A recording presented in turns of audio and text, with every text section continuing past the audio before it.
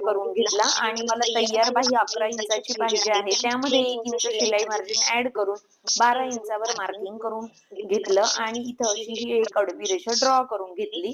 Cap हाईटचं marking 3.5 इंचावर करून घेतलेलं आहे. आर्महोलच्या गोलाईच्या निम्मी जे काही मार्किंग असेल ते तुम्ही करून घ्यायचं. मी इथे 7.5 इंचावर केला आणि त्यानंतर पाठीमागच्या भागाच्या बाहीचा असा हा शेप देऊन दिला. पुढील भाग आपला खोल असतो असा हा शेप देऊन दिला. दंड घेराच्या निम्मी आणि त्यापुढे 1.5 इंचाची शिलाई मार्जिन.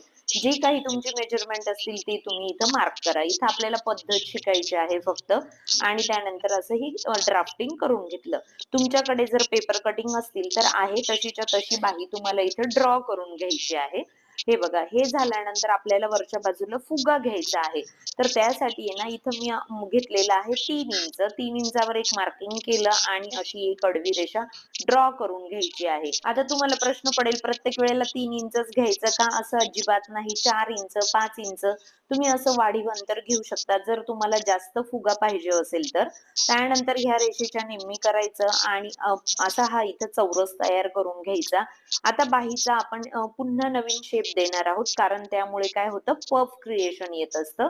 आणि बघा हे मार्किंग करत असताना बरोबर ह्या चौकोनाच्या आतच हे सर्व मार्किंग झालं पाहिजे. हे बघा अशा पद्धतीने हा आपण काय केलं बाहीचं नवीन मार्किंग करून घेतलेलं आहे. म्हणजेच आता हे जेवढं वाढीव घेतलं ना तर त्याचा काय होईल फुगा तयार होईल आणि आहे त्या मार्किंग वरून आपल्याला कटिंग करून घ्यायची आहे. त्यानंतर फिटिंगच्या तिथं कट्स देऊन घेतला आणि खालच्या बाजूनेही आपल्याला कटिंग करून घेतलेली आहे. बाहीची ड्राफ्टिंग करत असताना आपण जे 3 इंच वरच्या बाजूने वाढीव अंतर घेतलं होतं ना तर बघा तिथं आपल्याला मार्किंग करून घ्यायचं आहे.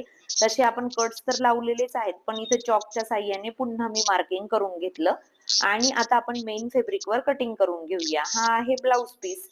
तर बघा खालच्या बाजूने मी पिन लावून घेतला आणि बंद बाजूकडे बरोबर अस्तराची सुद्धा बंद बाजू ठेवली आणि पिन लावून घेतलं. इथं सुद्धा चेक करून घेतलं की इथं कापड आहे का.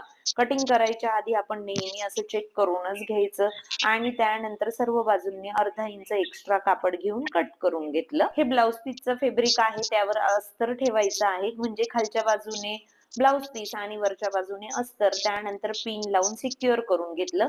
आता बघा चॉकच्या साह्याने मी इथं एक मार्किंग केलं आहे. एक दाब इतपत आपल्याला इथं शिलाई देऊन द्यायची आहे आणि पुढच्या बाजूला अस्तर घेऊन पुन्हा इथं काठाने एक दाब शिलाई देऊन द्यायची. त्यानंतर हे कापड आतील बाजूला अशा पद्धतीने फोल्ड करून वरच्या बाजूने पुन्हा एक शिलाई देऊन द्यायची आहे. हे बघा अशा पद्धतीने आणि त्यानंतर आतील बाजूला मी अशा ह्या पिन लावून घेतल्या आणि काठाकाठाने आपण शिलाई देऊन देऊया म्हणजे अस्तर आणि ब्लाउज पीस हा जोडला जाईल. आणि जेवढं एक्स्ट्राचं कापड आहे ना तर ते आपल्याला आता कट करून घ्यायचं आहे.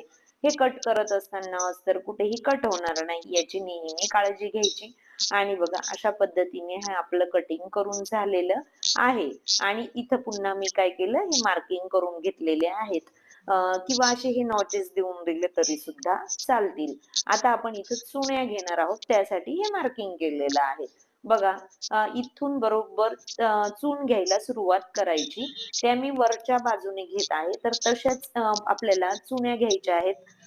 सर्व चुण्यांमधील अंतर हे सेम आलं पाहिजे. दुसऱ्या बाजूच्या चुण्या घेताना आपल्याला आतील बाजूला घ्यायच्या उलट बाजूने घ्यायच्या म्हणजे दोघींची साईड एकमेकांच्या समोरासमोर येईल असं. हे बघा अशा पद्धतीने ह्या आतील बाजूला आणि ह्या बाजूच्या सुद्धा आपल्याला आतील बाजूनेच घ्यायच्या आहेत अशा पद्धतीने म्हणजे त्या समोरासमोर येतील आणि छान असा हा इथं पफ तयार झालेला आहे. आपला ब्लाऊज इथं शिलाई करून रेडीच आहे. त्याला आता आपण बाही जोडून घेऊया. बरोबर पुढील भागाला पुढील भागच घ्यायचा आणि आपलं इथं शिलाई करून घेणार आहोत. शिलाई करत असताना कापड कुठेही खेचायचा नाही पण ज्या प्लीट्स घेतल्या आहेत ना त्या बरोबर मध्यभागी आल्या पाहिजे. हे बघा अशा पद्धतीने आणि याचा बाहेरील लुक दाखवते. छान असं हे पफ क्रिएशन आलेलं आहे आणि याचा बरोबर मध्याला मध्ये सुद्धा मॅच झालेला आहे शोल्डर पट्टीच्या तिथे. आणि फक्त चुण्या घेताना एक काळजी घ्यायची दोनही चुण्यांची दिशा ही एकमेकांकडे असली पाहिजे. त्यानंतर कमरेचा चौथा भाग, छातीचा चौथा भाग आणि दंडगेराच्या निम्मी जे काही मार्जिन म्हणजे तुमचं मेजरमेंट असेल ते मार्किंग करून घ्यायचं. आणि फिटिंगच्या इथं मी 3 शिलाई देऊन दिल्या आणि बघा फायनल लुक हा बाहीचा तुम्ही